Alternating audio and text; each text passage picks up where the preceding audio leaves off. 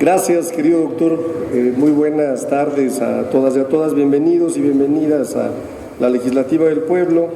Agradezco, como siempre, al canal del Congreso que haga la transmisión en vivo y en directo, igual a Radio Congreso y al resto de los medios de comunicación, y especialmente a mi amigo y coordinador, el doctor Ricardo Monreal, presidente de la Junta de Coordinación Política, que hace posible este espacio de comunicación tan importante en nuestro país. Gracias a todas y a todos los que nos acompañan. Yo traigo pequeña información para todas y para todos ustedes de los triunfos que tuvimos en el estado de Durango y en el estado de Veracruz, porque la narrativa que lamentablemente la oposición ha tratado de promover es que nosotros no ganamos, y no hay nada más falso que eso. Empiezo por mostrarles la siguiente gráfica, que es el crecimiento que tuvimos en Durango. En Durango pasamos del 14.90% de población gobernada, 280.818 personas en 2022, al 35%, es decir, 674.760 personas en 2025. Más claro ni el agua, ¿eh? Los que digan que no, ahí está clarísimo, ¿no? El gran perdedor, ¿quiénes son los grandes perdedores en Durango? Bueno, se quedaron igual los de Acción Nacional, pero cuando vamos a la alianza que tienen con el PRI, pues podemos ver que tuvieron la siguiente, por favor, una caída muy importante del 37.67% al 18.73%. Durango, además, sobresale que nuestra compañera, diputada federal con licencia y ahora próximamente presidenta municipal de Gómez Palacio, pues ha ganado la segunda ciudad más importante, una ciudad en la laguna, que además será sin duda muy importante para lo que viene en las elecciones de 2026 en Coahuila, y esa parte me parece importante. El siguiente estado pues es Veracruz, ¿no? Por ahí también escuchábamos esta cantaleta de la oposición de que habían ganado Veracruz. No hay nada más falso. Morena y los partidos aliados estarán gobernaban ya en 2021 el 44.64% de la población, que son 3.636.000 personas, y ahora estaremos gobernando el 49.62%, 4.029.000 personas. ¿Qué temas hay que destacar importantes en Veracruz? Pues que ganamos ni más ni menos que el puerto, importantísimo, tradicionalmente panista, y Tantoyucan también, que es una comunidad rural importante, priista, desde hace mucho tiempo. ¿Y quiénes fueron los grandes perdedores? Pues los números no mienten, pues. El 14.31% gobernaba Acción Nacional y ahora baja al 9.70%, y el PRI pues en caída libre, ¿no? 10.70% por el 8.22%. Hay que destacar que en Durango hubo una fuerte intervención de las autoridades municipales, estatales, en la elección, específicamente en la capital, y nuestro partido ha presentado ya impugnaciones muy importantes en Nazas, que tuvimos una diferencia de 88 votos, en Mapimí con una diferencia de 198 votos, en Pánuco de Coronado con 51 votos, en Cuencamén con 461 votos, en Nombre de Dios con 170 votos de diferencia, en Ocampo y en Lerdo. Y esa parte también me parece relevante mencionar. Lo mismo en Veracruz, se han presentado impugnaciones en donde tiene que haber recuentos totales, porque las diferencias no son mayores al 1% y en consecuencia tendrá que haber un recuento total de los votos, o hubo un recuento total de los votos, y hoy las impugnaciones nos permiten ir por una gran cantidad de municipios, que en el caso de Veracruz alcanzan impugnaciones hasta en 11 municipios.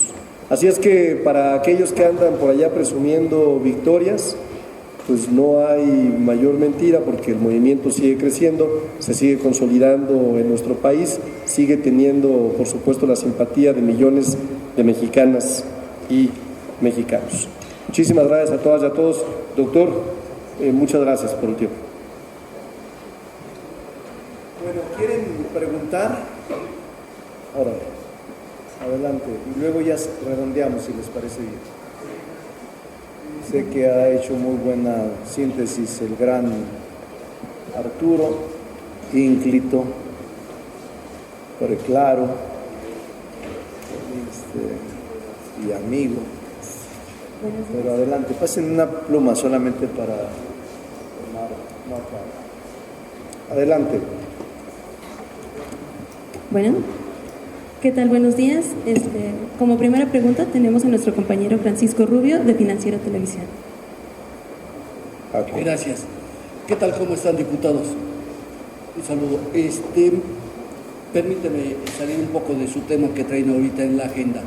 El día de ayer tuvimos oportunidad de platicar con José Elías Licha y reconoce que sí ya hay una fecha tentativa para el periodo extraordinario de sesiones.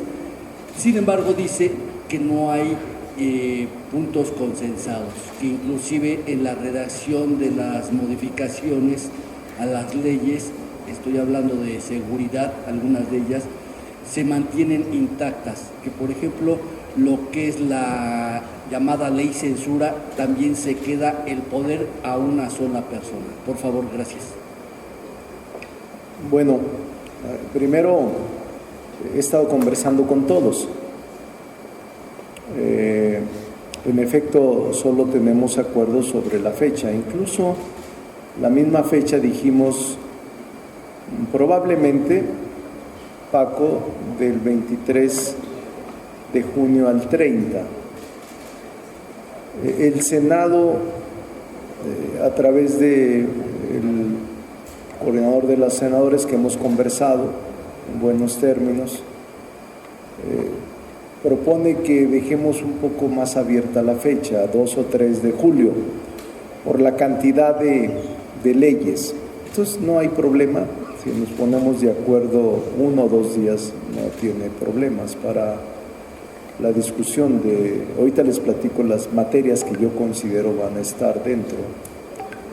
Lo importante del periodo es que se tenga el dictamen.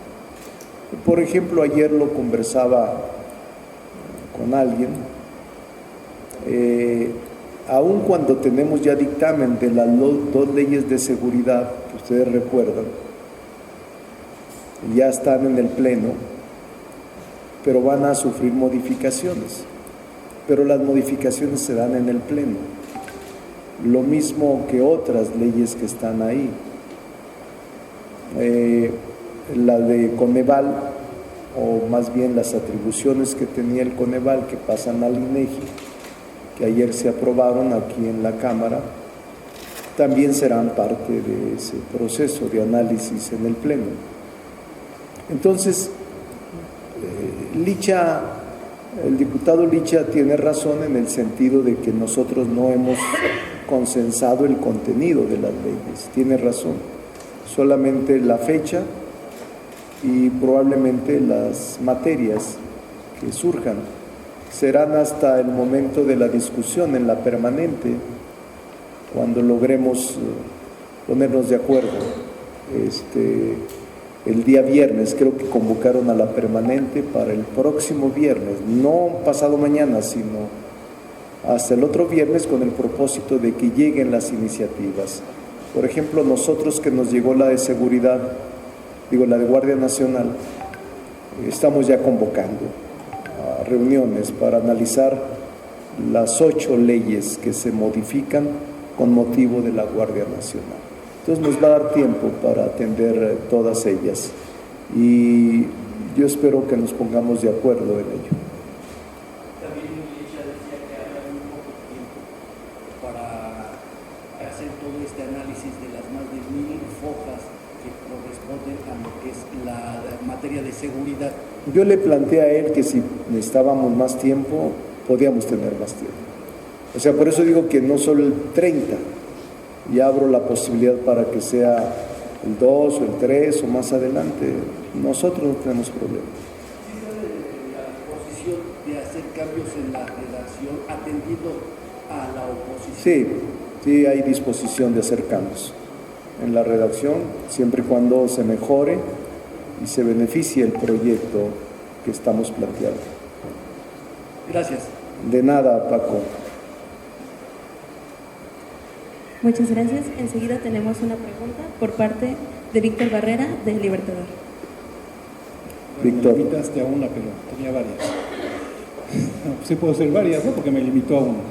La primera es, en el ambiente, la gente empieza a preguntar por qué se hacen los periodos extraordinarios cuando tienen un tiempo predeterminado para analizarlos. Y la respuesta que la misma gente se hace es, entonces, ¿por qué no amplían los periodos? Es decir, ¿por qué no de 4 a 6 meses o 4 a 5 meses y con ello tener todo el tiempo suficiente para que se pongan a trabajar? Porque muchos dicen, ocupan muchos legisladores esos 4 meses, como en esta ocasión, para hacer campañas políticas. Y eso pues, no se les paga. O sea, no fueron elegidos para hacer campañas políticas, fueron elegidos para legislar. Esa sería la primera pregunta y luego la otra. La gente tiene razón, Víctor. Es cuestión de modificar la ley orgánica, pero sobre todo la Constitución, para ampliar los periodos extraordinarios. De hecho, se ha intentado varias ocasiones. Sí, es una de las posibilidades.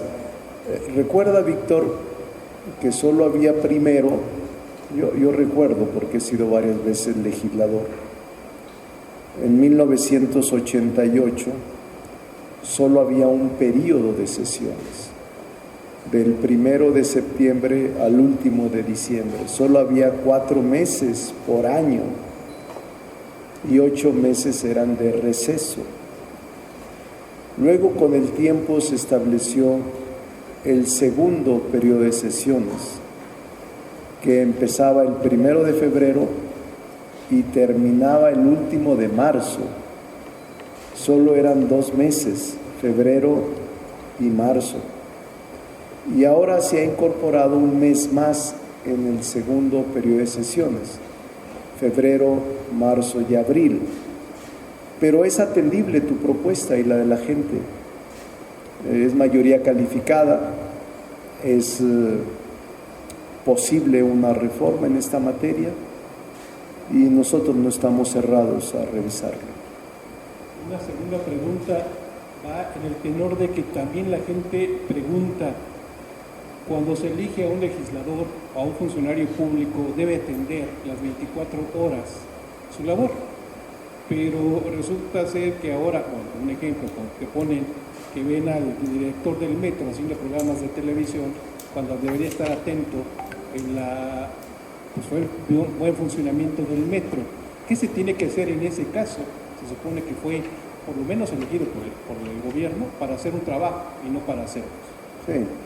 Bueno, yo te diría que todos los servidores públicos tienen la obligación de atender la función para el cual han sido designados, sin excepción, todos, legislativos, jueces, el judicial, funcionarios del Poder Ejecutivo. Es parte de lo que tiene que recuperarse del servicio público, todos los días y a toda hora, servirle a la gente. Es una necesidad en el servicio público que se atienda a la población. No especifico ni tampoco clasifico o incluyo o excluyo, sino es general. Todo el servicio público debe tener esa filosofía. Así es. Y por último, bueno, se habla también mucho de la necesidad de crear ya el crecimiento económico del país. Sin embargo, Donald Trump, pues, creo que está pensando distinto a nuestro país y todos los días asesta un golpe a México, ya sea por los aranceles, ya sea por criticar a la migración, ya sea por señalar que hay narcopolítica, etcétera, todos los días. Sí. Dice la presidenta que México no es piñata de nadie, pero pues a Donald Trump le entra por uno y sale por el otro. ¿Qué va a hacer el legislativo de esto? ¿Y qué van a pedirle al Ejecutivo que haga para en verdad ponerse firme ante un presidente que dice hoy una cosa y mañana se les dice tan fácilmente? Sí. Nosotros hemos conversado en el grupo parlamentario y la mayoría legislativa, Víctor, en la Cámara de Diputados frente a esta política del gobierno norteamericano encabezado por Donald Trump, respaldamos la postura de la presidenta Claudia Sheinbaum, primero de defender al país, de defender la soberanía de nuestra nación y también de defender la situación de los migrantes mexicanos en Estados Unidos, con los instrumentos que nos da el derecho internacional y la diplomacia, aunque hemos aclarado y ahora ratificamos, nunca con la violencia ni con medidas que rayan en insubordinación institucional.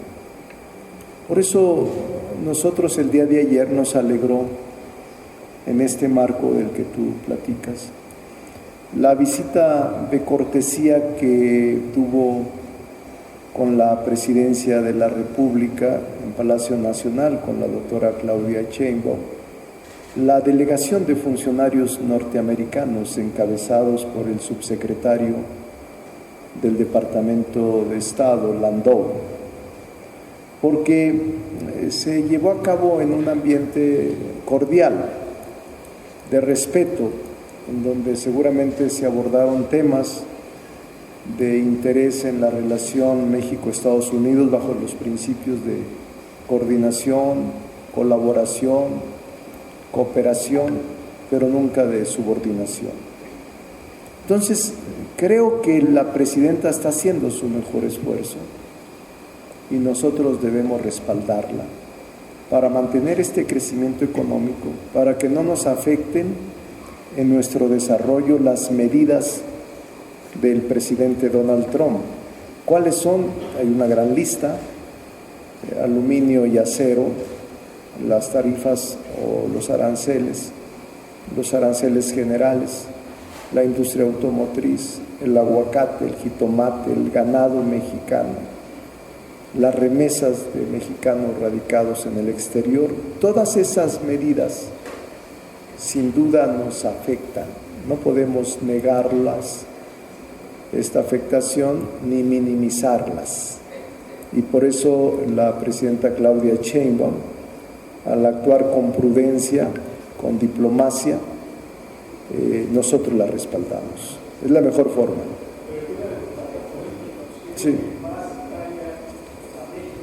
Sí. Lo que tenga que hacerse se va a hacer y nosotros respaldamos a la presidenta. No tenemos ninguna dificultad. La mayoría legislativa ha dicho que es el momento de cerrar filas con ella, más que nunca. Yo no recuerdo, tengo más de 40 años en el servicio público, y no recuerdo una relación tan tensa en estos 40 años con ningún presidente hombre, con el gobierno de los Estados Unidos. No recuerdo una relación tan ríspida. Y ahora que le ha tocado a la primer mujer presidente sortearla, para mí lo ha hecho con mucha prudencia, diplomacia, inteligencia, y por eso creo que tendremos resultados positivos. Como siguiente pregunta, nuestra compañera Margarita Nicolás, de Cadena Raza. Margarita. Hola, diputados, buen día. Preguntarte, por ejemplo, ustedes, como los congresistas de Morena, PT y Verde Ecologista, pues son los principales pilares para la presidenta Claudia Sheinbaum en defensa de todo lo que ella está haciendo. A mí me gustaría saber si en corto, hasta donde se pueda, por supuesto, ella qué les comentó del diálogo que tuvo con este personaje estadounidense, con Landau. ¿Qué les dijo? Digo, hasta donde se puede saber, tampoco queremos los secretos. No hemos conversado, Margarita, porque esto fue ayer. No hemos, al menos yo, como coordinador del grupo parlamentario de Morena, no he tenido conversaciones sobre el contenido o sobre los acuerdos que se tuvieron el día de ayer. Lo que yo vi en las imágenes y en lo que pudieron declarar los asistentes fue que se llevó a cabo una reunión cordial de respeto, pero no se dio a conocer ningún acuerdo, hasta ahora no se ha dado a conocer, y la presidenta no nos ha comentado nada. Yo no he platicado con ella en los últimos días. Pero se entiende, ¿no?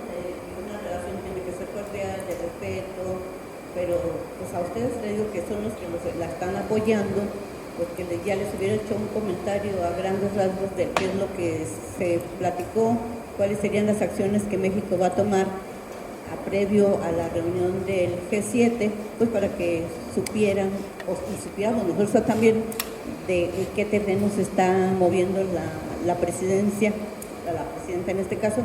Y la otra sería, diputado, ahora con estas reformas que van a hacer, a mí me llama la atención pues que ya lo que era el Coneval se va directamente al INEGI.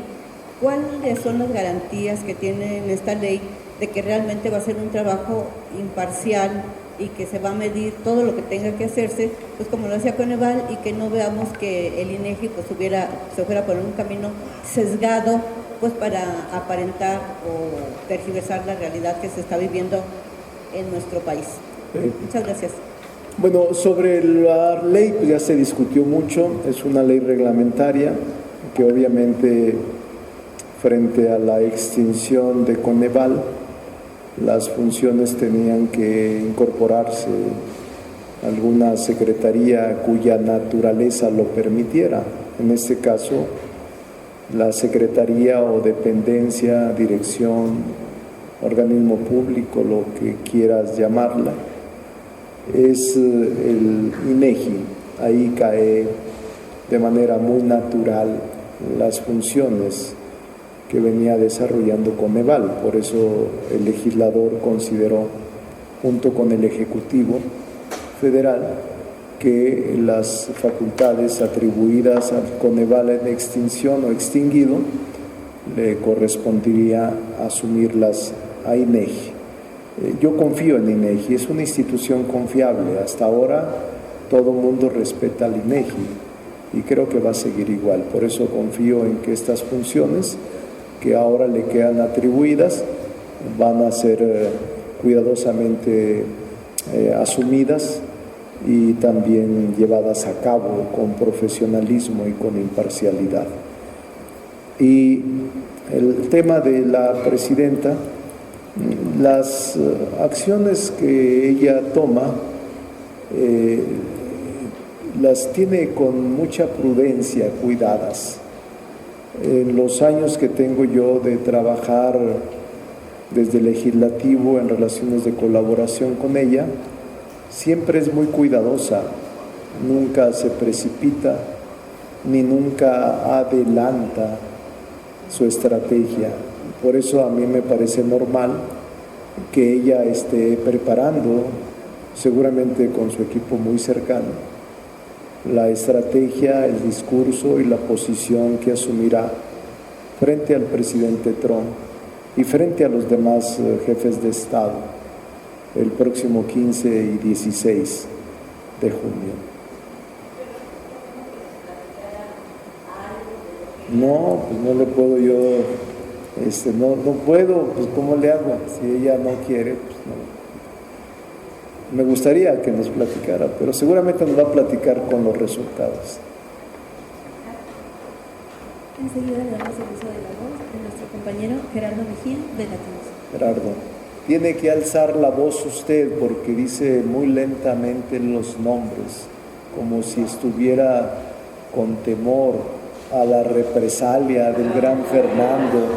Diga usted, tiene el uso de la palabra Paco del Financiero, tiene el uso de la palabra enseguida Gerardo de Latinos, tiene el uso de la palabra la gran Margarita, para que no lo diga entre sílabas, porque yo lo escucho bien. No pasa nada, ¿verdad, Fernando?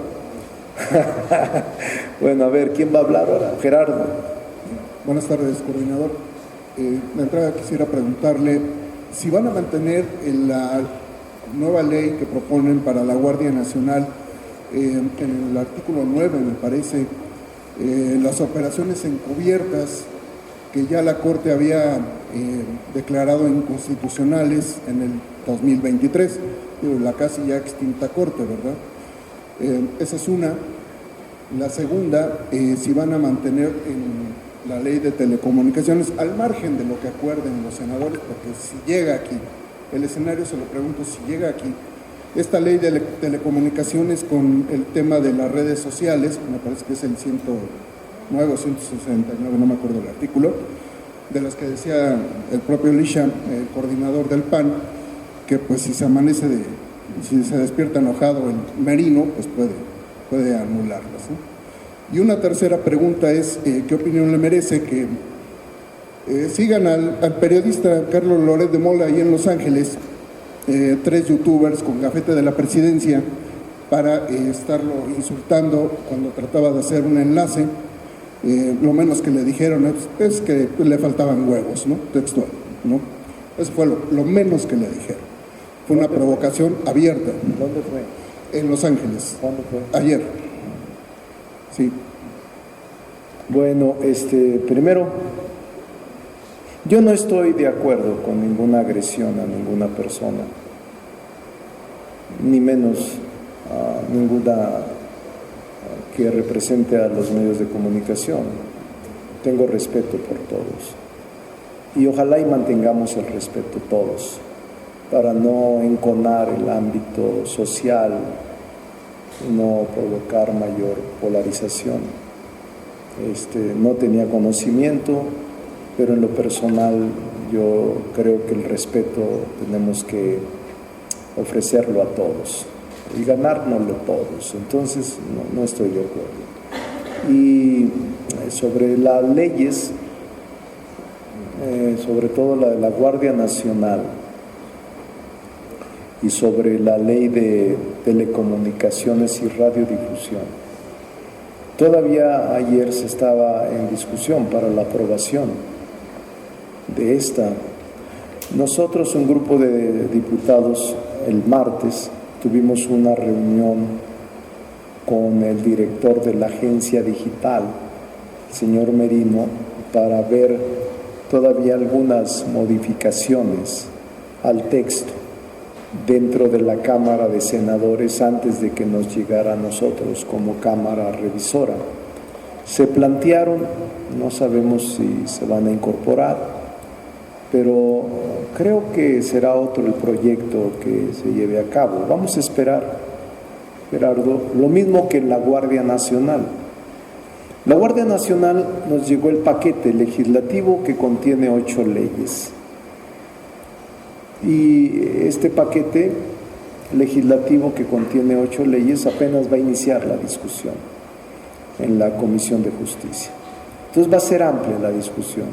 Yo esperaba que hoy empezaran a convocarse, voy a hablar más tarde con el presidente de la Comisión de Justicia para empezar a deliberar sobre los 8 ordenamientos jurídicos que contiene la ley de la Guardia Nacional.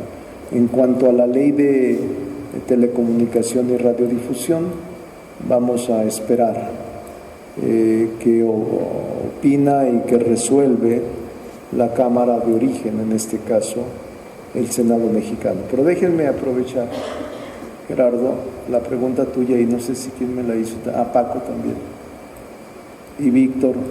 Este es un artículo que nos estamos proponiendo sobre cómo los niños están sufriendo mucha violencia en las redes. Pero esta es una nueva, por ejemplo, este es uno nuevo, es una propuesta. No sabemos si va a prosperar en la Cámara de Senadores. Pero quiero, a propósito, darle la lista más o menos definitiva de lo que creemos que va a pasar en el periodo extraordinario. Si lo pueden poner, miren, esto es la lista, por favor. Así con el título, y para que ellos puedan Miren, ahí están los pendientes en la Cámara de Diputados. Se los voy a tratar de hacer muy fácil para su nota, para que no haya confusión, ¿no? Tratemos de sacarla como es. Además siempre la sacan como es, pero con un poco más de información pueden complementarla más. Es la Ley de Investigación e Inteligencia. Esas ya están, la Ley de Seguridad Pública ya están, pero se van a modificar en el Pleno. Pero el dictamen ya está en el Pleno. Y el otro es el de ayer, que platicamos ahorita, el Coneval y el INEGI. Esas son las tres. Y la cuarta que nos llegó es esta. El paquete legislativo nos llega una sola iniciativa, la de Guardia Nacional, pero esa iniciativa tiene ocho leyes. Estas son. Ahora, estas son, tan solo estas son, si ustedes se fijan, 11 ordenamientos jurídicos. Ahora vamos a la Cámara de Senadores. Estos son los pendientes en la Cámara de Senadores, algunos que son ya aprobados por la Cámara de Diputados, que son estas tres primeras. Nosotros ya aprobamos trámites burocráticos, reconocimiento a las mujeres, en la ley del escudo, la bandera y el himno nacional, y en materia ferroviaria. Esas tres, no sé si hay otra, son las tres únicas. Estas tres anteriormente, vuélvanse atrás, por favor. Estas tres, solo falta el trámite del Senado. Ya se aprobaron en la Cámara de Diputados, pero tenían que tratarse del periodo extraordinario, solo para la Cámara de Senadores. Entonces, son tres más, serían 14. Siga la siguiente. Este es un acuerdo nuevo que también se está planteando que la permanente lo revise, que es el derecho del mar relativo a la conservación y el uso sostenible de la diversidad biológica marina. Esto es un acuerdo internacional cuya aprobación solo le corresponde al Senado de la República, pero no puede aprobarlo en receso. Por eso que en el periodo extraordinario este acuerdo debe de ser sometido solo al Senado de la República. Entonces ya con este tenemos 14 y estas son las 7 que faltarían de enviarse por la Presidenta de la República, cuya materia es reglamentaria de reformas constitucionales que llevamos acá. Son 4 del código, de la reforma judicial, Código de Procedimientos Penales, Delincuencia Organizada, Ley de Amparo y la de lavado de dinero. Hay una Ley Federal de Procedimiento Contencioso Administrativo también que ya va muy avanzada, la Ley General de Salud de Vapeadores, hay una de Ley de Bienestar Animal de los delfines. Estas son. Ahora, si ustedes quieren, les mandamos toda la presentación, los que quieran, para que se les facilite. Entonces, esto es lo que nosotros tenemos, ¿no? Bueno, ¿qué otra pregunta? Emiliano, si alguna gente, o Ana, o Eunice, si alguna gente les pide esta presentación, facilítenselas. Para continuar, nuestro compañero Felipe Barrera de ABC Noticias. Felipe, Dios te perdone. Diputado, buenas tardes, diputado. Usted, diputado, afirma que migrar no es un crimen. ¿Cómo? Usted afirma que migrar no es un crimen, lo afirmó. Sí, escribió un artículo ayer. Pero decirle, nuestros connacionales siguen siendo perseguidos como criminales, ya incluso las redadas ya se extendieron a los campos agrícolas allá en Los Ángeles. Y no obstante que la presidenta Claudia Sheinbaum, ayer en la visita que tuvo de Christopher Landau, se externó su desacuerdo por esas redadas. Aquí en este punto, diputado, su opinión en ese sentido, y que el Poder Legislativo seguirá pues tratando de hacer un llamado a también la intervención de los congresistas estadounidenses para que se frene esta persecución, que no sigan siendo tratados como criminales, diputado. Sí, nosotros, Felipe, vamos a seguir insistiendo, no solo por la vía diplomática, sino por la vía política legislativa. Lamentablemente no se logró el acuerdo para enviar una misiva por todos los grupos parlamentarios del Congreso. Nosotros, la mayoría legislativa, le hemos enviado al Congreso y estamos haciendo contacto con muchos congresistas para hacerles notar y hacer ver que es una medida bárbara que afecta a los mexicanos y a muchas naciones que viven en los Estados Unidos. No nos parece correcto lo que está sucediendo, pero vamos a usar la vía diplomática para convencerlos, la vía legislativa para hacer notar que hay una violación constante de los derechos humanos de mexicanos y mexicanas radicados en el extranjero y de otras nacionalidades. Nosotros no abonamos por la violencia, pero sí por el respeto a todos estos mexicanos que están siendo vejados, humillados, perseguidos, encarcelados. No estamos de acuerdo con estas medidas. Embajador, el mismo embajador, pues Juan Ramón de la Fuente, el canciller Juan Ramón de la Fuente, él dice que son tiempos difíciles que se viven en la relación con Estados Unidos. ¿Usted cree que el Poder Legislativo pueda también apoyar para que se pueda resolver cuanto antes ya estas pues, diferencias, los malos entendidos, que incluso podían retrasar pues esa resolución que espera México de Estados Unidos en torno a los aranceles del 50% al acero y al aluminio? No, sí creo que con la unidad de todos, Poder Legislativo, organizaciones sociales, organizaciones defensoras de derechos humanos, organismos internacionales, todos podemos lograr que se frene este tipo de medidas bárbaras que afectan la convivencia de cualquier pueblo. Nosotros no estamos de acuerdo, respetamos el derecho, el régimen interno, las leyes internas de aquel país, pero creemos que es necesario un alto y que el diálogo conduzca a una solución pacífica de esta situación que nos lastima y nos hiere bastante como nacionales. No, fue ayer en la permanente, acuérdense que no se logró.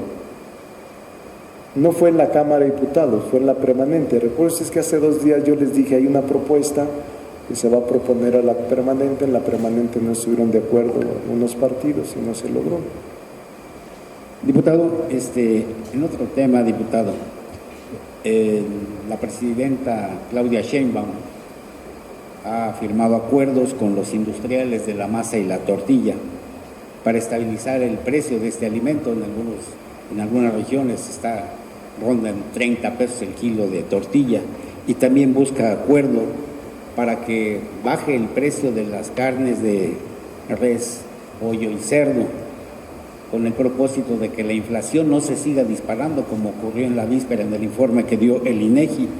En estos casos, diputado, ¿el Poder Legislativo podría elaborar alguna ley para frenar ya la intervención de los intermediarios, que son los que prácticamente motivan ese encarecimiento de alimentos? Sí, lo que nos toque hacer lo vamos a hacer, pero en este momento la medida es de carácter ejecutivo. todos estos esfuerzos que ha hecho la presidenta Claudia Sheinbaum porque no se encarezca el precio de la gasolina, el precio de la tortilla, el precio de la canasta básica, el precio de las carnes, es encomiable y ha dado resultados, porque no se ha permitido que se dispare más la inflación de lo debido. Nosotros, desde el punto de vista legislativo, haremos lo que nos corresponda y estaremos muy en colaboración con ella para actuar de manera responsable y no permitir que los intermediarios hagan de las suyas. Una pregunta sobre el tema económico-financiero, diputado. La paridad peso-dólar, pues ya el billete verde está abajo de los 19 pesos. Una opinión sobre este punto. Que es una señal clara de la economía consolidada, fuerte de México, a pesar de los vaivenes económicos a los que nos han sometido por las políticas del gobierno extranjero. La economía se ha mantenido seria, consolidada, firme, y la fortaleza del peso es impresionante. Haber ya rebasado por debajo los 19 pesos por dólar, nunca en los últimos años lo habíamos visto. No habíamos visto que bajara a menos de 19 pesos el dólar, y eso habla de una economía fuerte, de una conducción económica correcta y de una política monetaria correcta que está llevando a cabo México. Pues muchas gracias, jóvenes. En el artículo de la ley de amparo, que son los artículos 103 y 107, ¿de qué va? Porque bueno, la ley es muy clara, ¿no? Qué bueno que me lo dices. No va a haber reforma constitucional. Dentro del paquete legislativo no vamos a llevar reformas constitucionales. Solo serán reformas legales. Entonces sí estaba contemplado originalmente modificación al 103 y 107 constitucional, no va a ser. Pero sí la ley de amparo, que es la reglamentaria, pero no reforma constitucional. Todavía dos preguntas más. Órale. Enseguida, nuestro compañero Fernando Camacho, de La Jornada. Buenas tardes, coordinador. Yo le quería hacer dos preguntas. La primera tiene que ver con el tema de la carta que iban a proponer en la permanente. Le quiero insistir en la pregunta, ¿por qué no se logró? Es decir, ¿le cuestionaron los términos en los que estaba escrita la carta o simplemente no la quisieron firmar? ¿Qué pasó ahí? No, mire, simplemente no quisieron firmarla, ni siquiera modificarla. No, es una posición de los partidos de oposición que no quisieron firmar la misiva de defensa a favor de los connacionales que estaban sufriendo. Nosotros la vamos a enviar. No tenemos problema, lo que somos mayoría legislativa, que somos Morena, PT y Verde. Y ligado con esa pregunta, ¿qué opinión tiene a propósito de lo que dijo la presidenta Claudia Sheinbaum en el sentido de que salió de la oposición este asunto de que era la presidenta la que había hecho un llamado a movilizarse, ¿no? Ella dice que son los partidos de oposición de donde salió esa versión, ¿no? Sí le escuché a la presidenta el día de ayer. Ella tiene mucha información. La persona en el país, en cualquier país, que tiene más información es la presidenta de la República o el jefe de Estado de cualquier nación. Seguramente ella tiene la información y los elementos para expresar una condena y una situación tan lamentable. Obviamente es un asunto de los partidos de oposición. Creo que se están equivocando al no respaldar a los mexicanos que sufren en los Estados Unidos.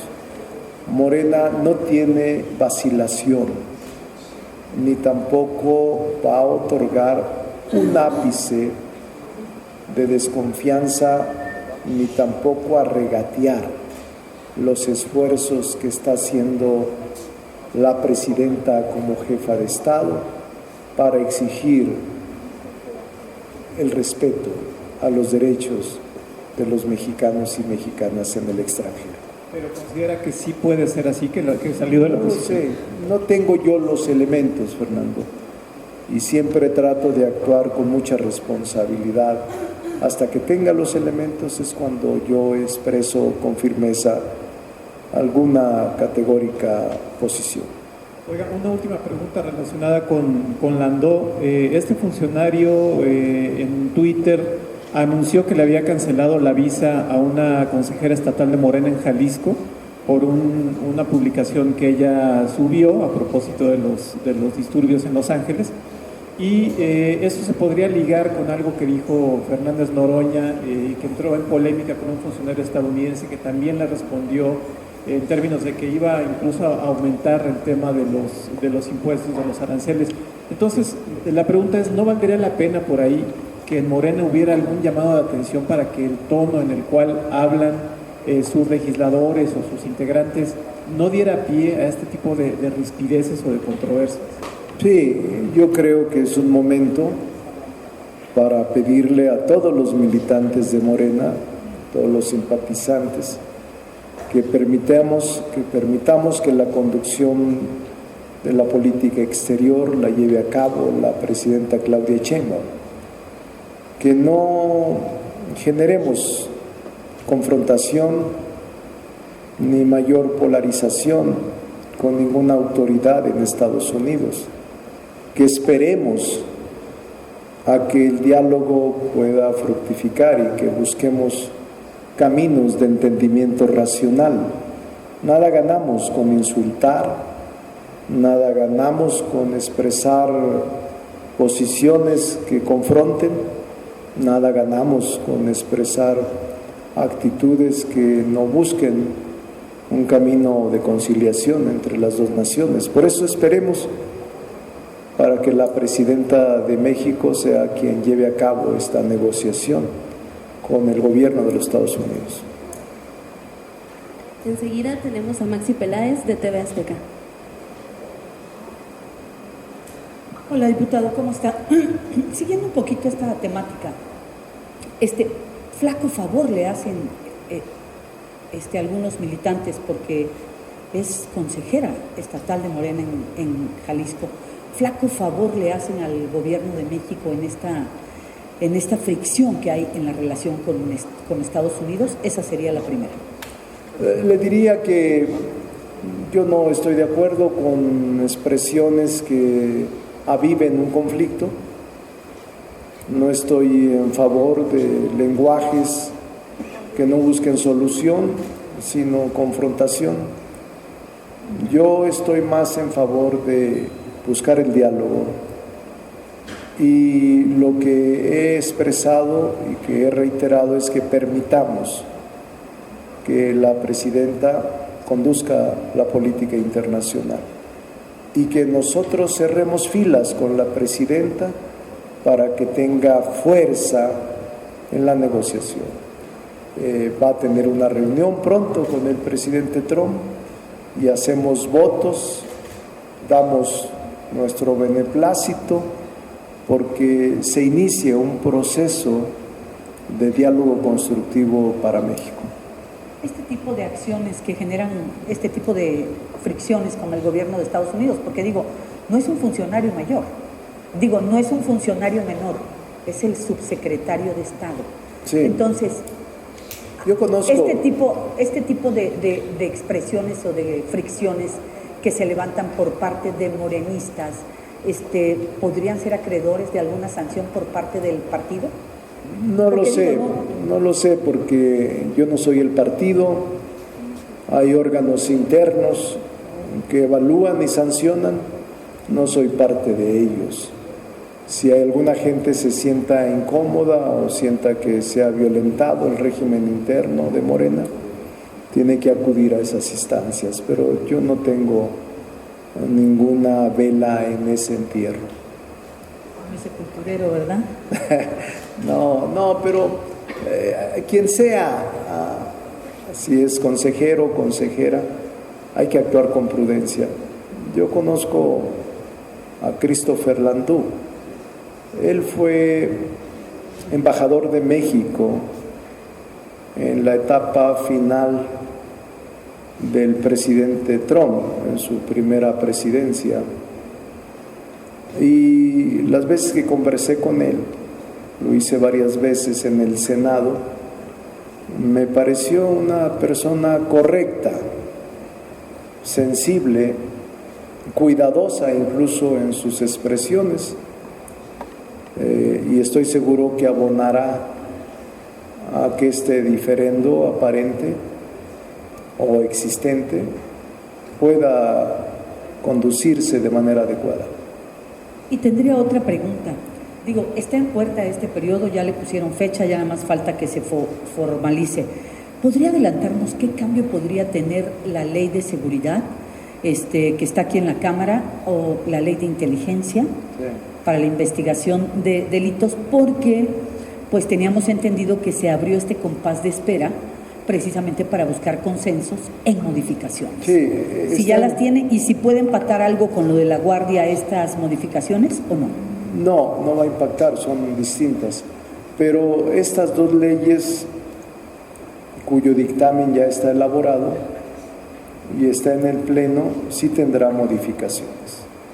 Y esas se llevarán a cabo en el Pleno. Recuerde que ya una vez aprobado el dictamen, el único que puede modificar el dictamen es el Pleno, pero de nuestra parte hay voluntad para corregir o para enmendar o para mejorar estas dos instrumentos jurídicos legislativos. No le puedo dar ninguno, porque no me quiero adelantar a las comisiones. Es que luego las comisiones, no necesariamente, a lo mejor la comisión que está conformada pluralmente. Luego a veces yo adelanto algo, sale y luego dice la gente, oye, es que nos dejas de trabajo. Y tienen razón. Y ya les dije, voy a ser cuidadoso y no diré ya nada que les afecte. Sí, están en comisiones. Y quien presente podrá hacer 2 vías máximo. Una en adendum. ¿Se acuerda usted cómo en adendum cuando se inicia la discusión, la comisión propone un adendo de modificaciones del dictamen? Puede ser una, o bien con reservas al propio dictamen en el momento de la discusión en lo particular. Las 2 vías se admiten y se va a hacer. No hay otra. Sí, es cierto. Usted como experta en materia legislativa sabe que no hay otra. No. Sí, ¿verdad? No, vamos todo por la paz, por la razón. Muchas gracias. Aquí voy a estar, de todos modos, por si algo se ofrece. ¿Falta otro? A ver, Julio. Mi estimado diputado, muy buenas tardes. Oiga, diputado, después de la cancelación que hizo el Congreso estadounidense a la comisión que se iban a reunir, legislativa de México, que se iban a reunir, y les cancelaron, yo quisiera saber... ¿Cancelación de qué? De la reunión que iban a tener el Congreso de Estados Unidos con la comisión que fue de México. No sabía.